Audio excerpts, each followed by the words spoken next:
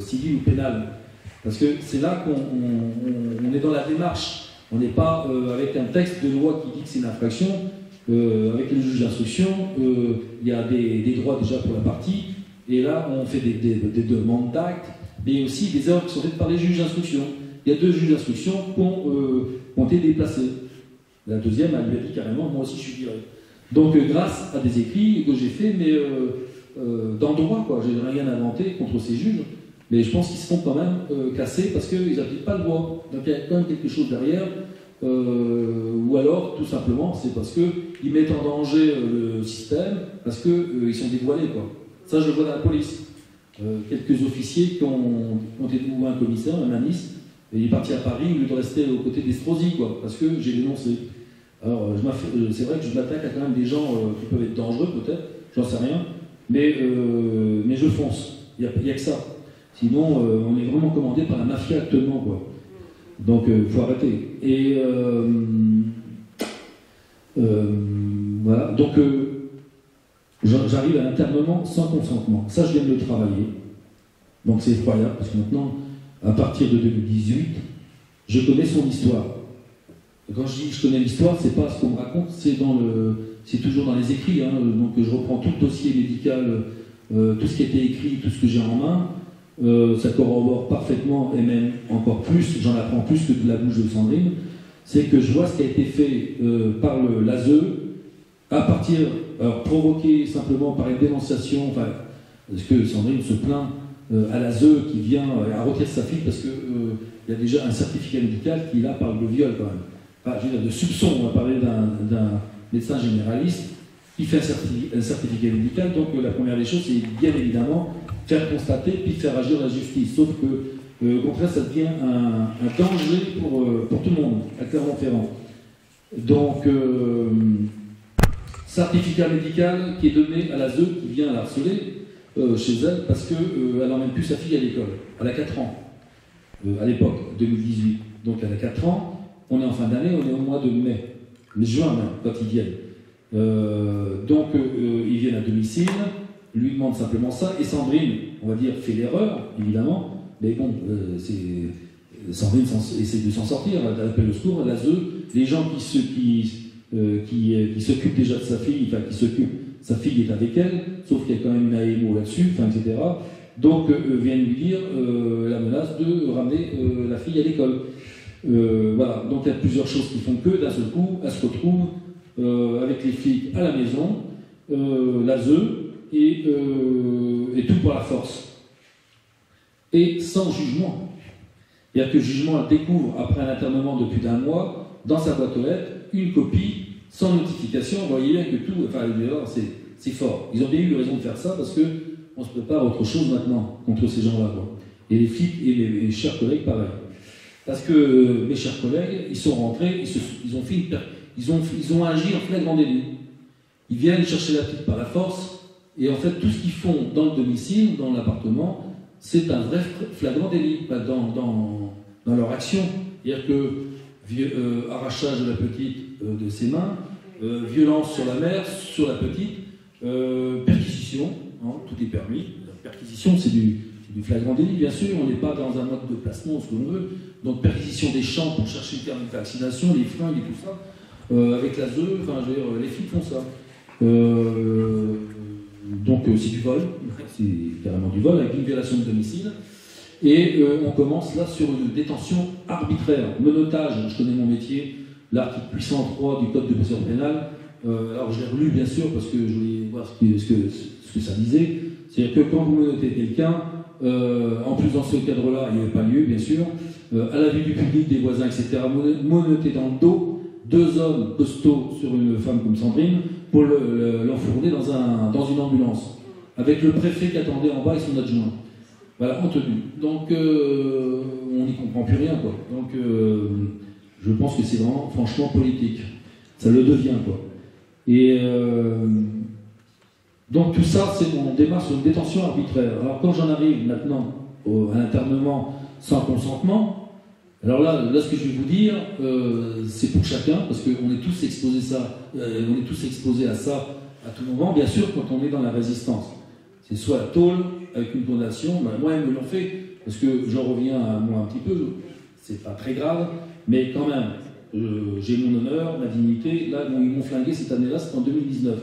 Ils m'enlèvent mon gamin, ses tests, machin, etc. Il avait 15 ans. Mais ça peut se faire si mon fils doit vivre chez sa mère, ça peut se faire autrement et légalement. Parce qu'eux, ils vous obligent à passer par la voie légale. Eux, tout est permis. Et ça a été fait sauvagement, quoi. Et où est-ce que je voulais en venir? Là, j'ai eu un bug. Pour toi.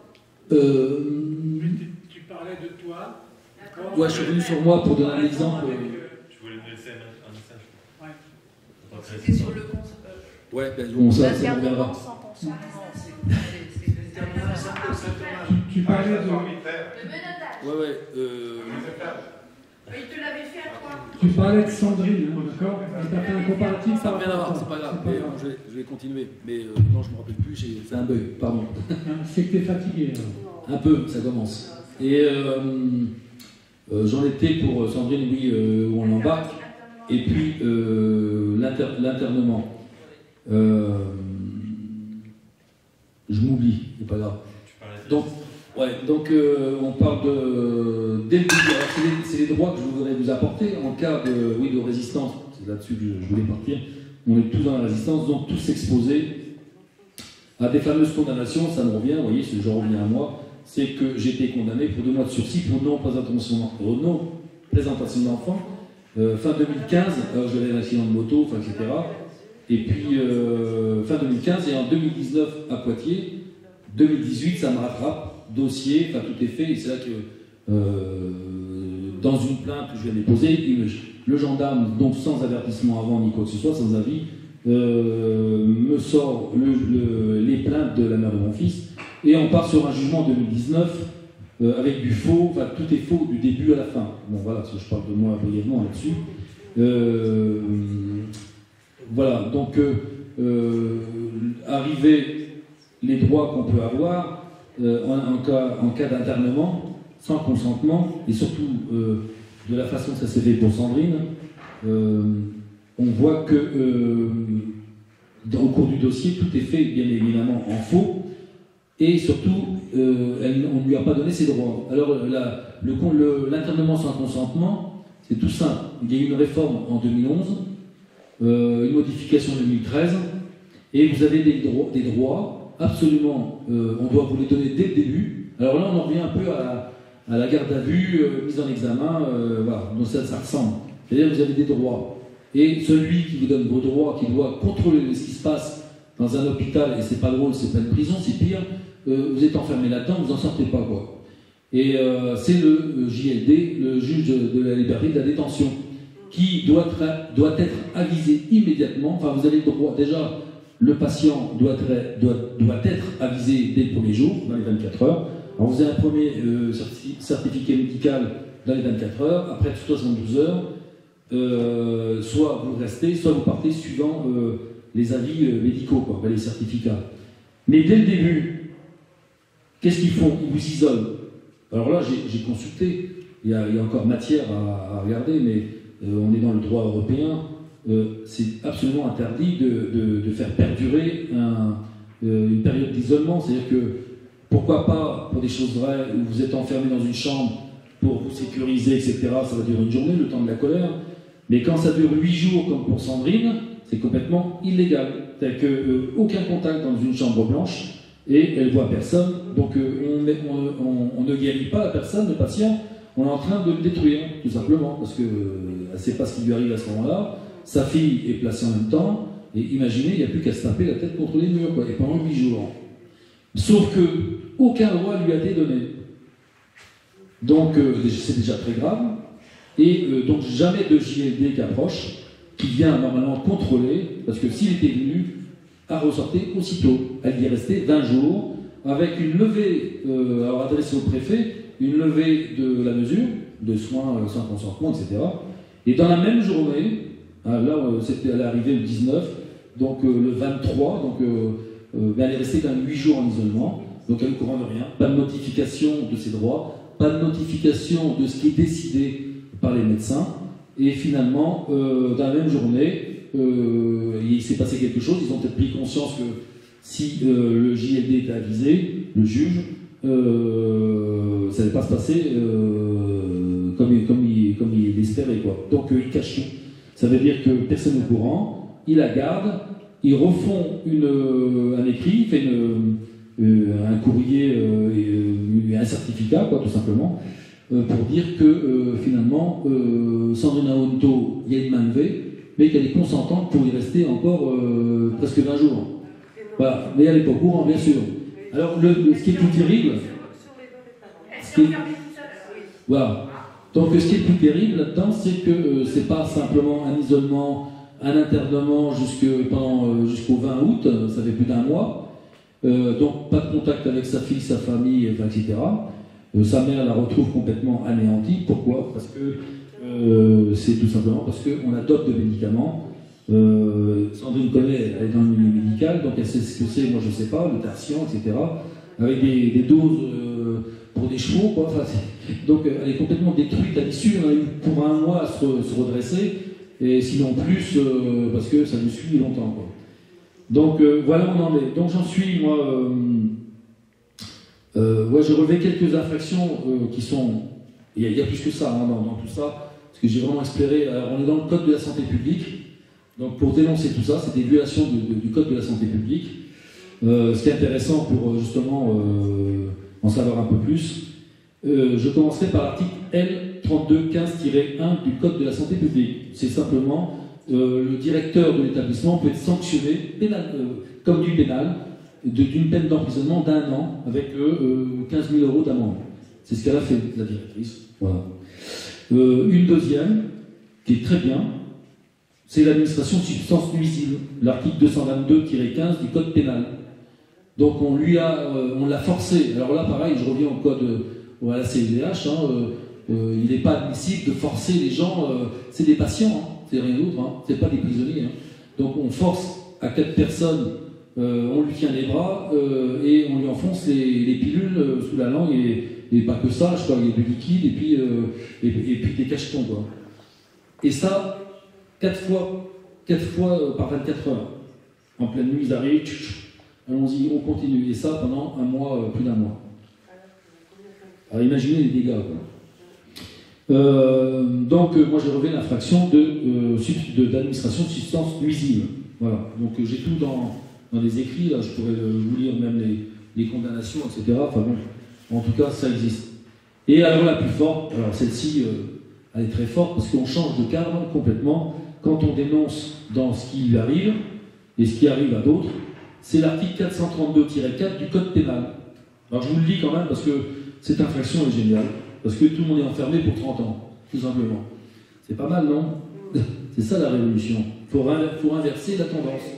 Parce qu'eux, ils nous enferment, et maintenant, il va falloir. Je ne dis pas qu'on va les enfermer 30 ans, mais il faut leur mettre dans la gueule, et puis avec la force, même de groupe, j'allais dire physique, oui, aussi, mais vous voyez, il faut quand même se redresser, quoi.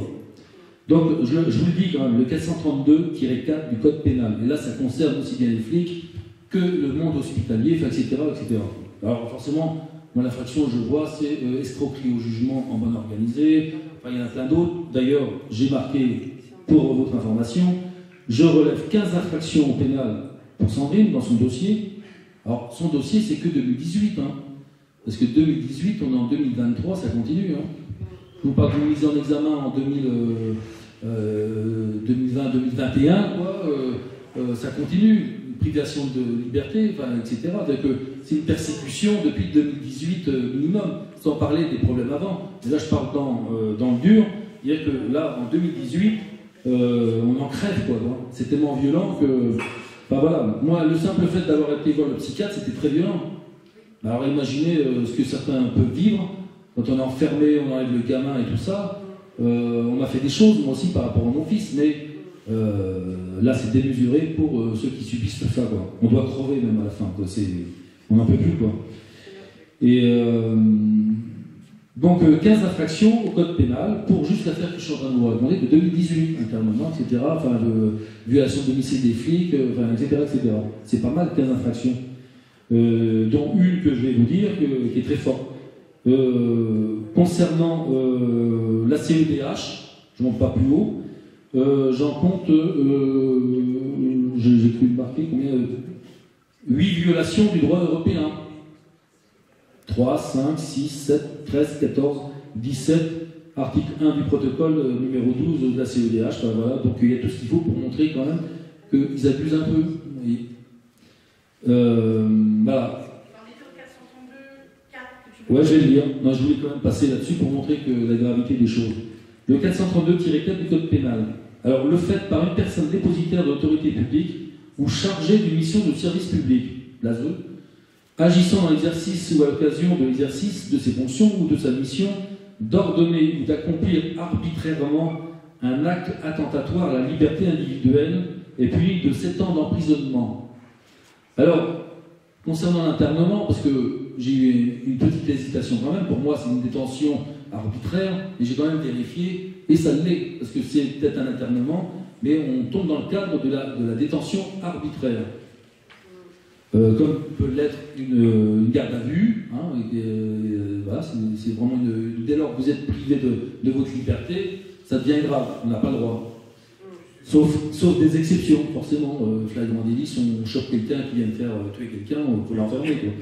Enfin, voilà, quoi. Et je continue, et c'est là que ça devient très intéressant, c'est que lorsque l'acte attentatoire, donc de privation de liberté, consiste à une détention ou une rétention d'une durée de plus de 7 jours, alors vous comptez pour Sandrine, je ne sais pas, 21, 22 jours, je ne sais plus, la peine est portée à 30 ans de réclusion criminelle.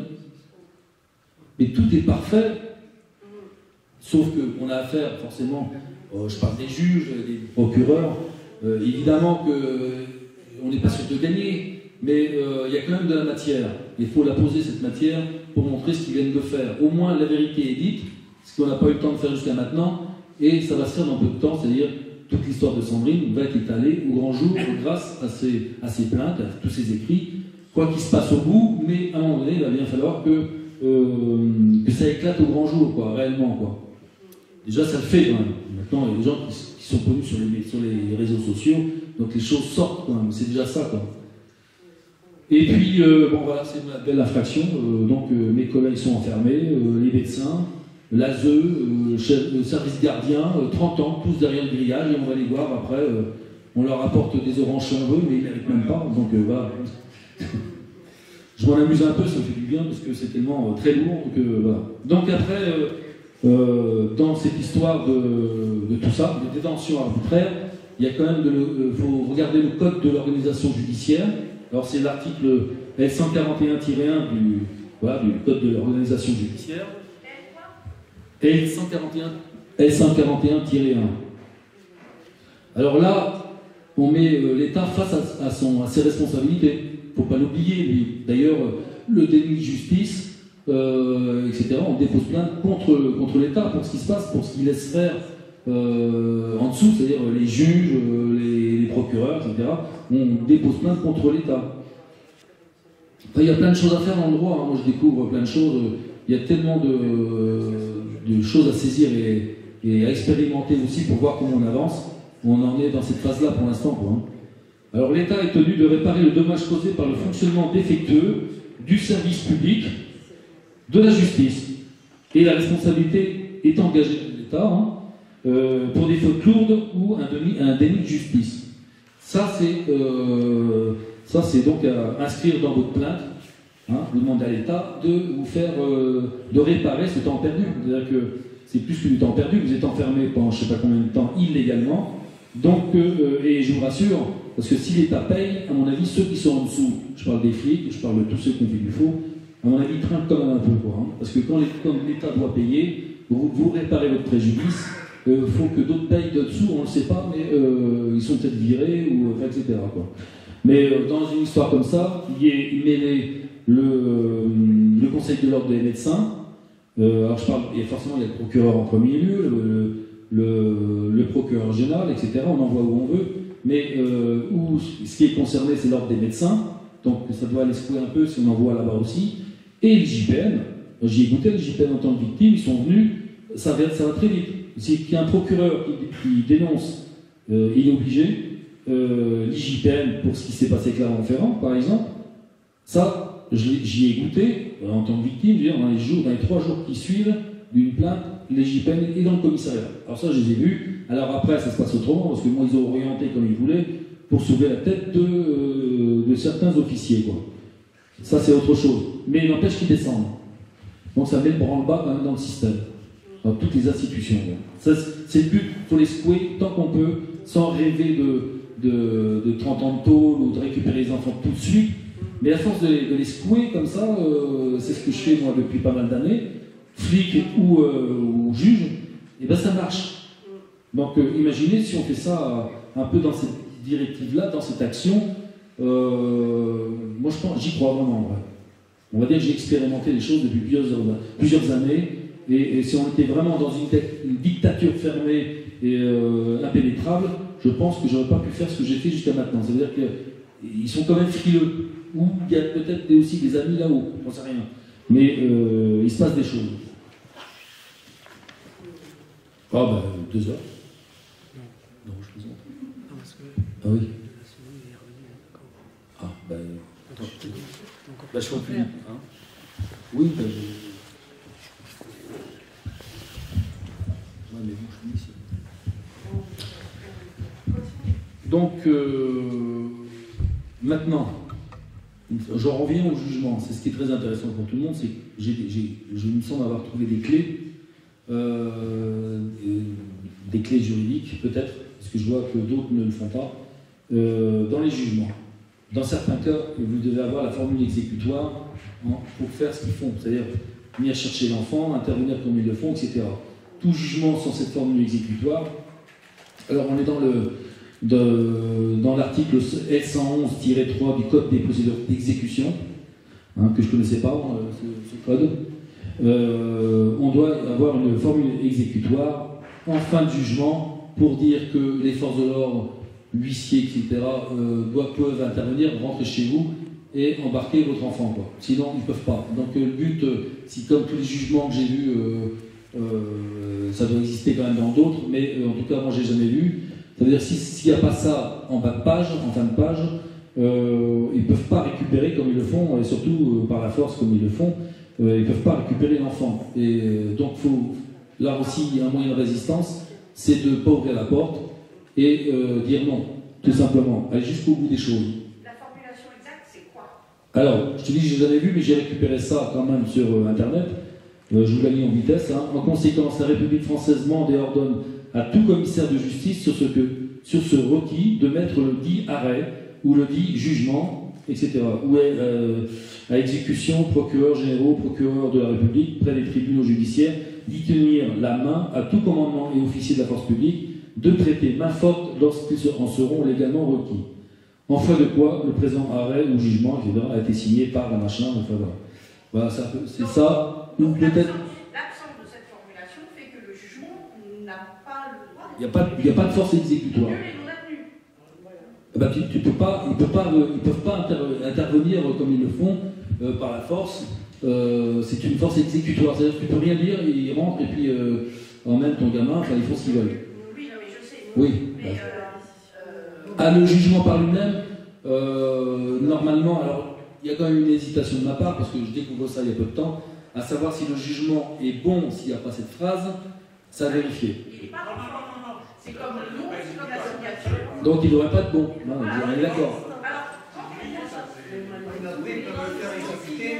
Alors, par exemple, la ZEU se ramène, toc toc, on vient avec la force, machin, vous dites non, etc. Il y a jugement, il n'y a pas de force exécutoire, etc. Qu'est-ce qu'il fait, lui? Il se retourne, alors la ZEU disparaît, et puis ils vont se plaindre. Alors c'est là un jeu qui peut être bon, bénéfique pour tout le monde, parce que on voit les jugements, comment ils sont faits, ils sont en faux, etc. Sauf que la ZEU va se retourner vers le juge de l'exécution, des exécutions, pour dire il faut cette formule pour aller chercher le gamin. Alors lui, là, on a affaire à un juge qui va quand même vérifier le dossier. Si tout est fait en faux, il va prendre une responsabilité, donc il ne va pas forcément suivre, avoir. Mais eux, ils vont se retourner, la ZEU, vers un autre juge pour avoir cette force exécutoire. Mais ça a marché, moi j'ai eu une vidéo. Ah oui, très bien. Les policiers étaient là, la ZEU était là, ils ont demandé s'il y avait Et ils n'avaient pas ça marché. Ils n'avaient pas bien évidemment le jugement, puisqu'ils se font ça à l'avance. Et ils sont revenus le lendemain, mais entre-temps, les parents s'étaient barrés avec les enfants en Espagne. Voilà. Ça a marché. Et c'est miraculeux. Ah ben non, mais faut, de toute façon, comme j'ai dit tout à l'heure, moi, on est dans une action et avec le droit, de résistance, parce que vous voyez bien qu'en face, ils s'en foutent du droit, ils contournent, ils nous ont habitués à, enfin nous dans l'ignorance, à faire des choses, quoi, illégalement. Et on s'y est habitué, on l'a pas vu, quoi. Et donc il faut revenir avec le droit, et puis résister quand on n'est pas dans le droit, quoi. Donc... il faut informer de ça les futures victimes, pour qu'elles sachent bah oui. comment réagir. Voilà.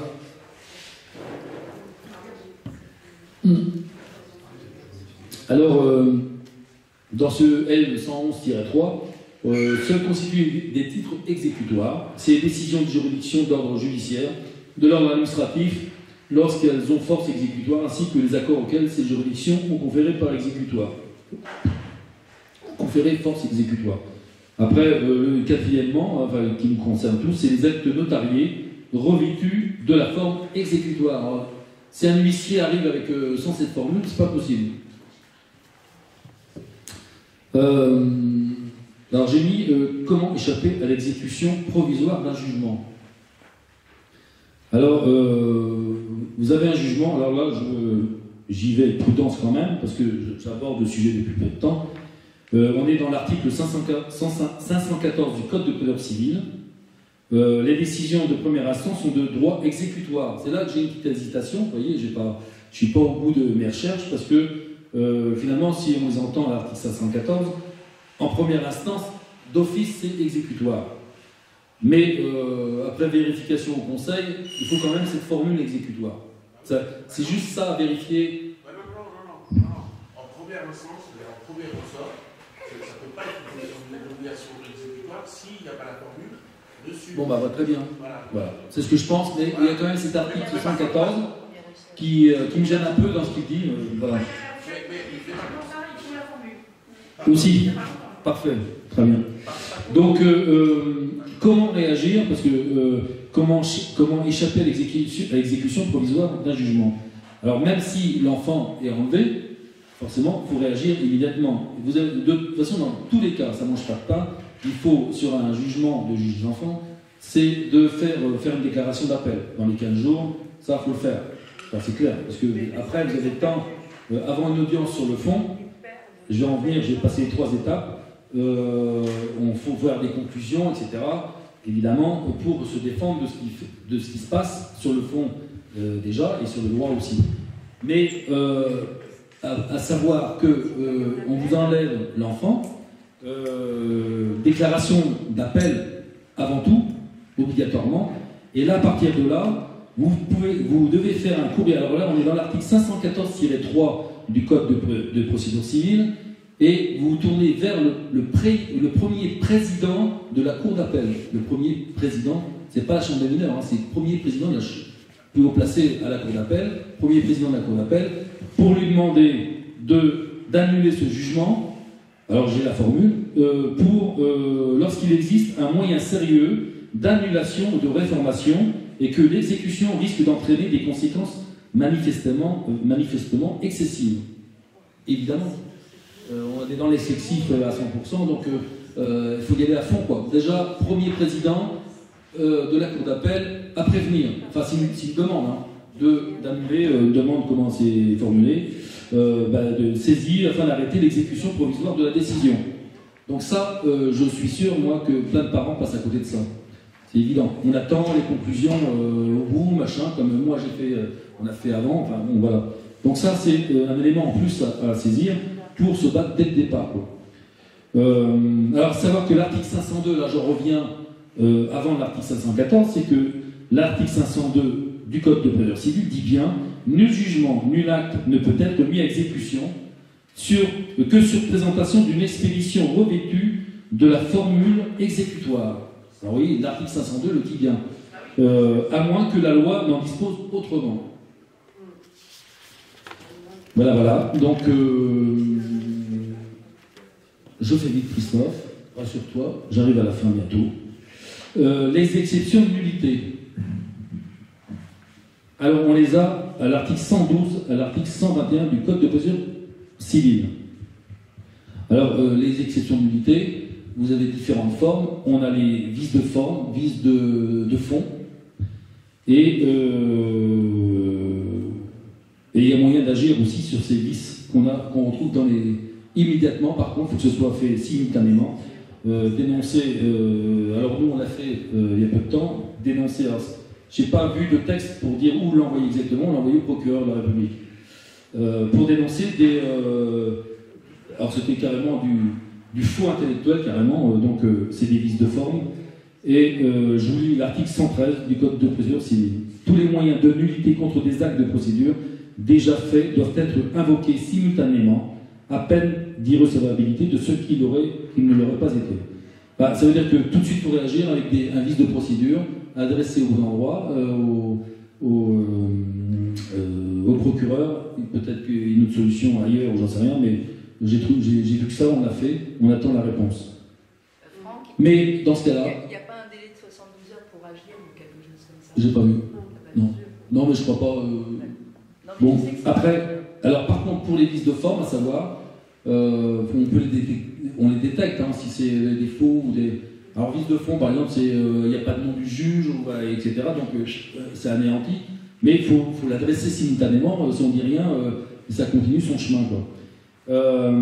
Mais dans les vices de forme, il y a une obligation pour pouvoir anéantir donc, ce jugement, c'est l'acte, c'est d'amener un grief.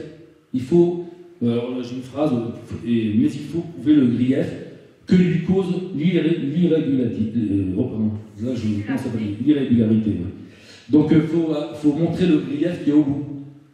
Donc forcément, 400 Sandrine, on lui coupe les liens illégalement, complètement dans tous les droits. Il n'y a plus aucun lien avec sa fille depuis 2 ans et demi. Il y a sujet, il y a matière à dénoncer. Donc il y a forcément un grief, et même grave. Mais il y en a d'autres, des griefs.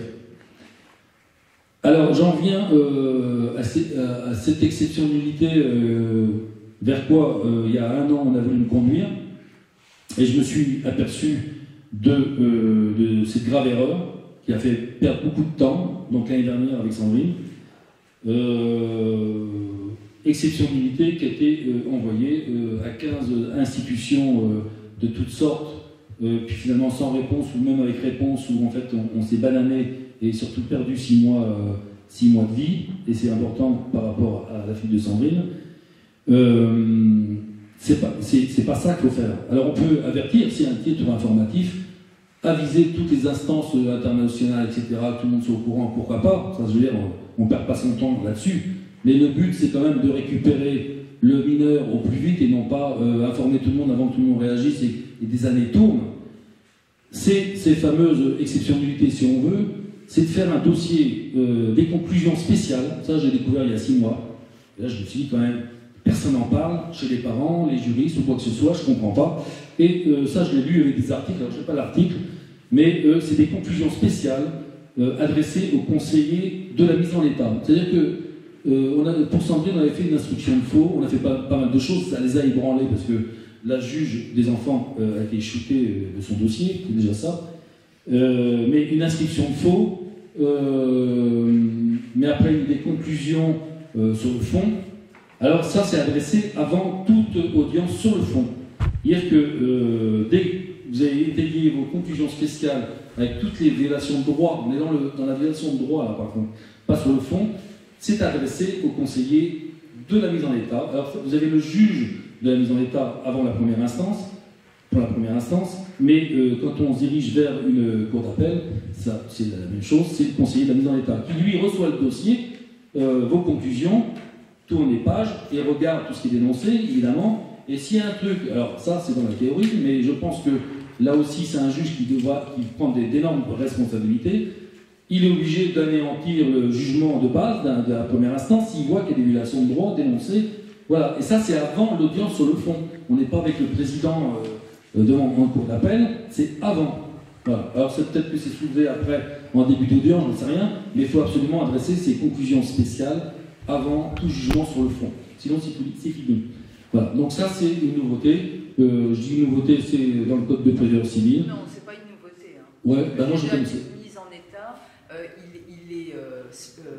Non, mais pas nouveauté dans le code pénal, dans le Non. code.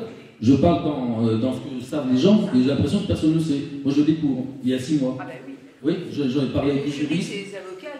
Oui, peut-être cache. qu'on l'étudie Alors dans moi, le maintenant j'ai procédure. presque une certitude que tout ce beau monde nous Et cache tout. c'est devant, c'est uniquement le juge de la mise en état, je précise, il n'existe que dans la procédure devant le tribunal de grande instance. Si c'était le tribunal d'instance, il n'y a pas de juge de la mise en Il n'y a plus état. des juges. Oui, non mais là il y a tout ça, c'est le tribunal judiciaire. Oui, oui, tribunal d'instance. Enfin voilà, donc ça pour moi c'est des clés, sincèrement, j'ose y croire. Donc c'est à exploiter, à reparler, à travailler. J'ai encore 10 minutes, tu vois. Non, 9 minutes 50, c'est tout. Toi je prends un coup alors, parce que je vais aller vite maintenant.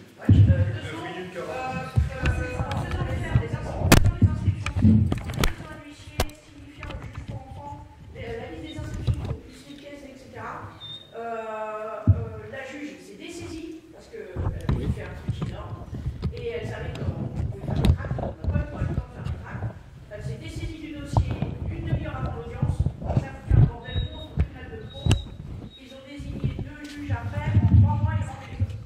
Voilà. Vous voyez bien, il y a des... La peur de Avec complètement. le fait de faire des actes judiciaires, de mettre lettre ouverte dans les plaintes, donc de rendre public, de dire c'est régi par les lois de l'ONU, je sais pas ce que je veux dire, c'est régi par les lois de l'ONU, donc vous êtes tranquille, si vous n'associez pas, etc., vous êtes protégé, et comme si vous faites des tracts, ils savent que vous allez en faire, et que vous faites après des actes judiciaires, ils ont tellement peur que vous dénonciez qu'ils lâchent. Mais il faut faire des tracts, il faut arrêter d'avoir peur d'écrire la vérité. Alors, là, ça confirme qu'une seule chose, Franck.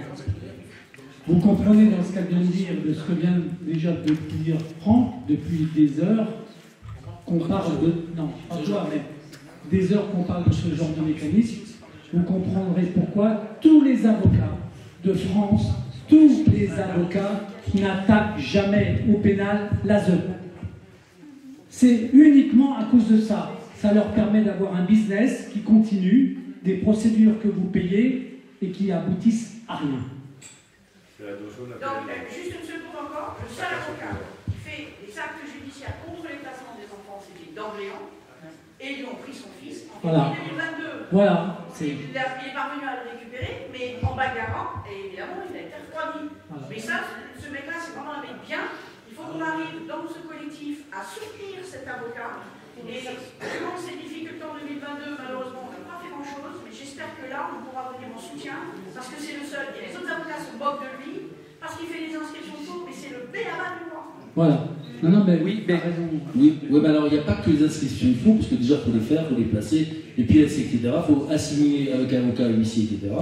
Et puis finalement, mais c'est pas peine perdue, parce qu'au bout du compte, je vais juste finir ça, on va pour une action récursoire, c'est-à-dire on dépose plainte contre l'État, qui lui va charger du juge d'enfant qui a fait des faux, d'accord, et tout ça demande du temps. Mais Non, mais on l'a dans fait. son inscription de faux, il met tout en fait. Il met la jurisprudence, Oui, oui. il le forme, il s'en met pas avec le fond, la précision des Oui, oui, détails. mais c'est ça.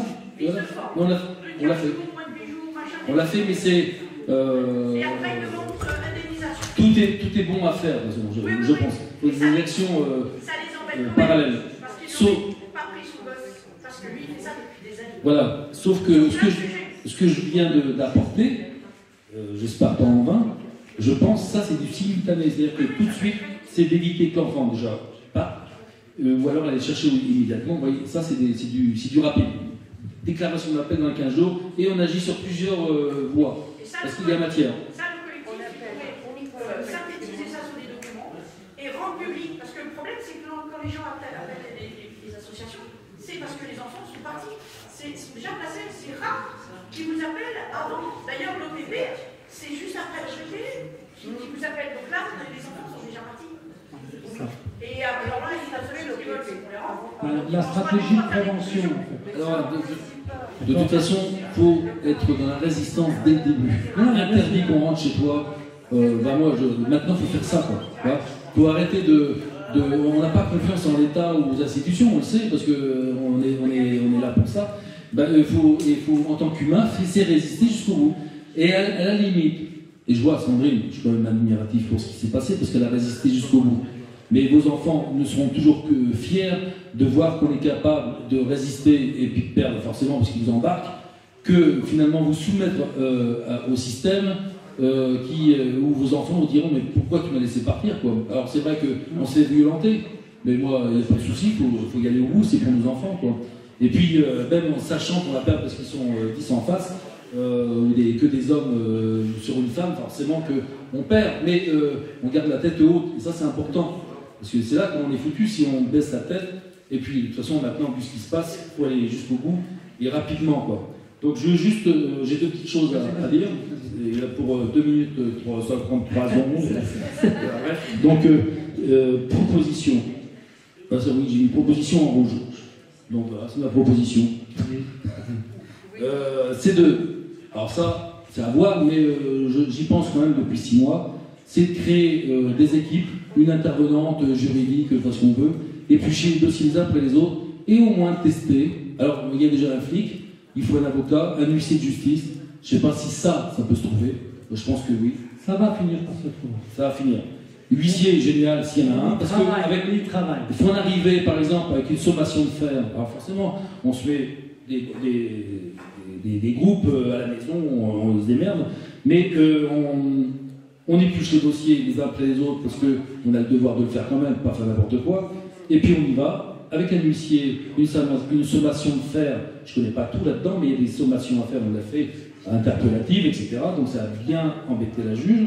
Mais des sommations de faire où on va carrément, après, avec le droit, chercher l'enfant au centre. Et ça, je crois que c'est possible, mais il faut mettre en forme. Voilà. Et avec... Ouais. Bah oui, tout, oui, bah, Eric est là, donc... Alors, il y aura des caméras, justement, comme il va bientôt avoir fini... Non, pas encore. Non, mais je sais, mais bientôt... Je voudrais simplement demander une chose après. Je peux le dire parce que j'ai peur après qu'on soit victime du temps. Je veux absolument que tout de suite après, Franck, on voit 2 visages ici. D'accord. 2 personnes qui font un travail dans le secret, qui font un travail important depuis 5 ans. Tu vois qui je veux dire, Patrick, avec ton copain Stéphane. Je veux que vous soyez pris en vidéo. Je veux que vous veniez parler 2-3 minutes, simplement pour dire ce que vous faites. Dès que Franck, il a fini. Merci. Oui, Stéphane. Alors c'est ça, bon, pour finir, hein, voilà. Donc ma proposition, c'est ça, c'est d'intervenir quasiment par la force, c'est-à-dire qu'une force légale, moi je suis prêt à le faire même tout seul, presque, mais bon, je vais perdre, mais, ah oui, alors aussi ce que je veux faire, quand j'avais fini un dossier de Sandrine, dans peu de temps, cette semaine, c'est commencer à faire un tract avec cette fameuse formulation exécutoire. Un tract que je vais adresser à toutes les forces de l'ordre, autant que je peux. Les adresses de chacun, je peux les avoir. Il suffit d'avoir un nom, un prénom dans les collègues ou les gendarmes, un peu partout.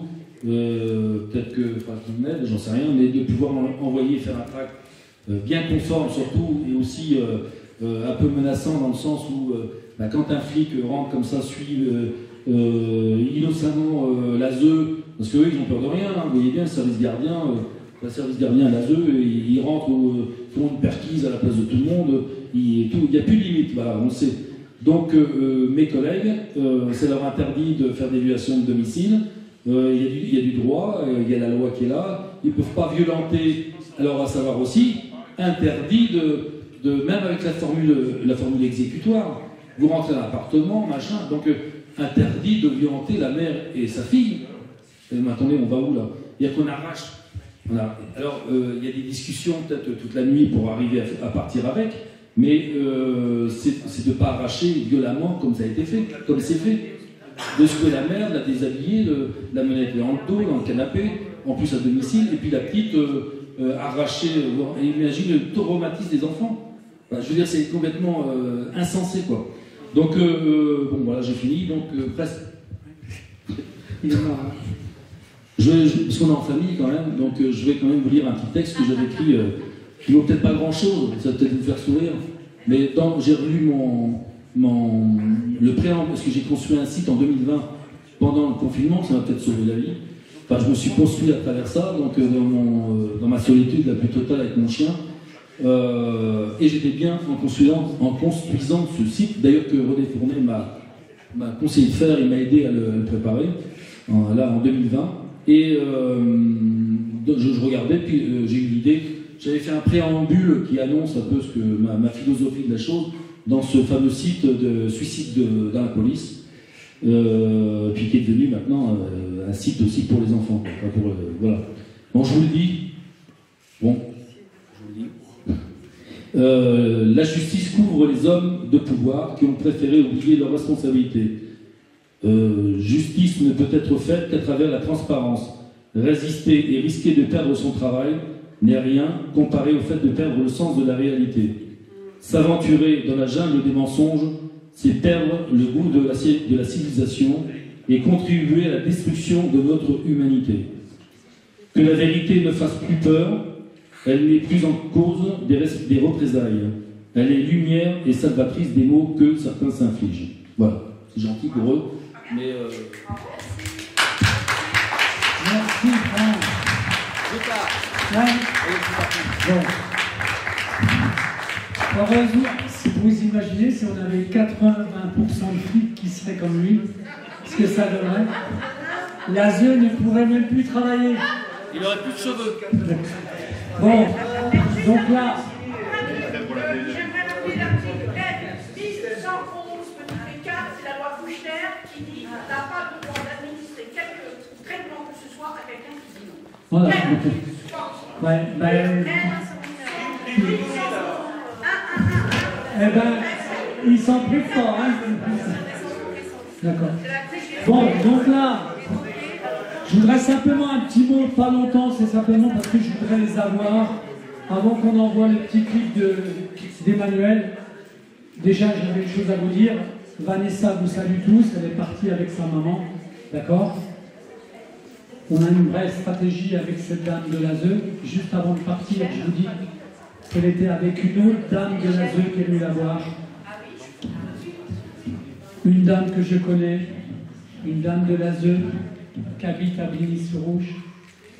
D'accord? Et je vous dis tout de suite qu'il y a un travail de collectif de gens de l'ASE qui contestent les mécanismes